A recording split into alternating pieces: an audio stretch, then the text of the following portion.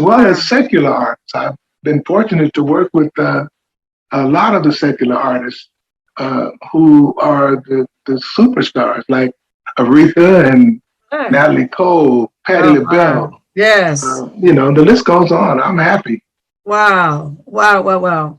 So you started playing or singing at the age of 8, or was it singing or playing or both?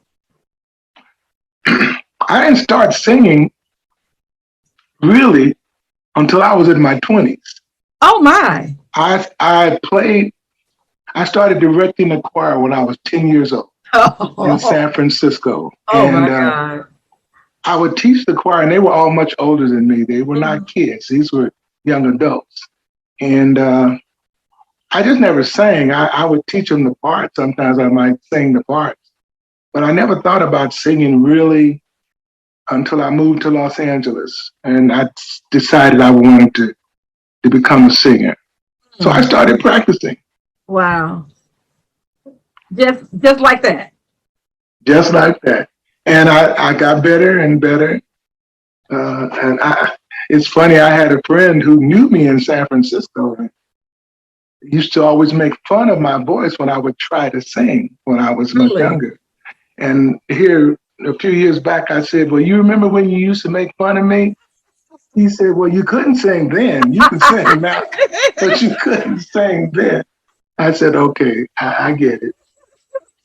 Oh my good. Thank God for friends who tell us the truth. Amen.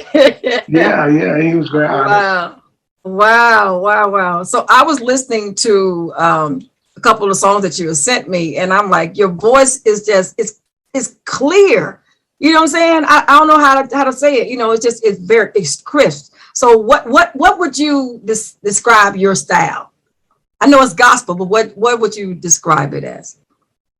Well, a lot of people don't know this, but when I first tried to learn to sing, I wanted to emulate who is, and he's a good friend now, is Mr. Mel Carter. I don't know if you even heard his That name, name sounds but familiar. he was one of the smoothest singers that I ever heard. And I used to try and emulate him, but that didn't happen because in the course of me learning to sing, and I sung Wow. hard gospel. Wow. And as I Wow. got older, it's like, okay, you don't need to sing all that hard stuff anymore. So Yeah. now I'm smoothing out again. Okay. So now everything is much smoother and a lot easier to sing. Wow. Fraud.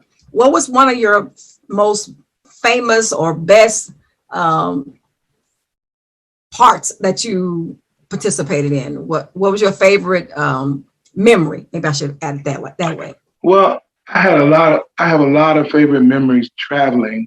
Okay. Of course, I traveled with Reverend James Cleveland as one of the Cleveland singers, Wow. and that was one of the most rewarding experiences of my life to be with the King of Gospel. Amen. And I was very young then, and that's the first person I went on the road with. And we had many wonderful experiences. I remember the first time that I sang with him was in Madison Square Garden in New York. Oh my And we had God. 5,000 people, and I was just in complete awe I of know. being with the King of Gospel. And then I Yeah. traveled with Cassetta George, the legendary Cassetta George. Yes, my Just Lord. walk around heaven in Yes. one of the caravans. And Yes. I shall never forget that experience. That lady came like a mother to me, and she taught me a lot. Yeah. And I have many fond memories of being with her. I'm writing a book, Okay. and I'm going to include in my book uh, some of my most memorable experiences. And I have many, so stay tuned for the book. It's coming. I bet you do. I mean, it's extensive. But I was looking at the pictures, and looking at, I'm like, oh my God, this man is right next to him, hugging up with him.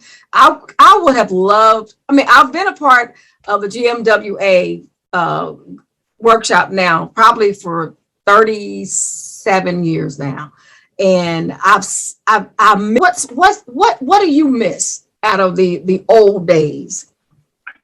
Well, the difference I think now is that the young writers are writing more for emotional feeling as opposed to spiritual feeling. And what I'm trying to say is, Yeah. it's beat. You got to write kind of beat. They lack message. It lacks substance. The music sometimes sounds good, but it has no substance. It doesn't live long. Yeah. The life of James Cleveland once told me that the life of a good pop R&B record is about 6 good weeks. Wow. But a good gospel song will live for weeks and weeks and years and years. Centuries. Example, Oh Happy Day. People are still singing Oh Happy Day. Still singing it. And that came out in the 60s. Right. And they're still singing it like it's new. Peace Be Still. They're still singing Peace Be Still. Still singing it. You know, so those songs that will live on. Wow. Walter Hawkins, they're still singing Change. They're singing Going Up Yonder. Yes, Lord. You know. At every funeral. Yes. Wonderful.